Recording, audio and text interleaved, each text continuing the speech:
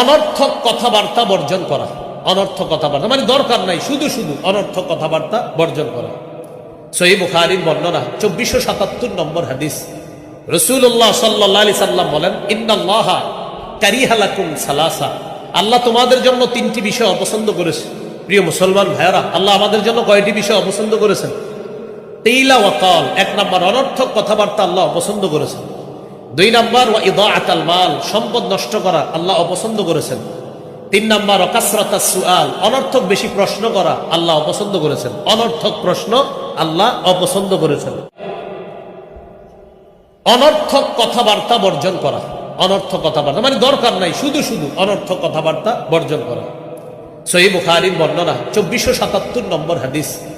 রাসূলুল্লাহ সাল্লাল্লাহু আলাইহি সাল্লাম বলেন, ইন্নাল্লাহা কারিহা লাকুম সালাসা, আল্লাহ তোমাদের জন্য তিনটি বিষয় অপছন্দ করেছে। প্রিয় মুসলমান ভাইয়েরা, আল্লাহ আমাদের জন্য কয়টি বিষয় অপছন্দ করেছেন? কিলা ওয়া কাল, এক নাম্বার অনর্থক কথাবার্তা আল্লাহ অপছন্দ করেছেন। দুই নাম্বার ওয়া ইদাআতাল মাল, সম্পদ নষ্ট করা আল্লাহ অপছন্দ করেছেন। তিন নাম্বার ওয়া কাসরাতাস সুআল, অনর্থক বেশি প্রশ্ন করা আল্লাহ অপছন্দ করেছেন। অনর্থক প্রশ্ন আল্লাহ অপছন্দ করেছেন।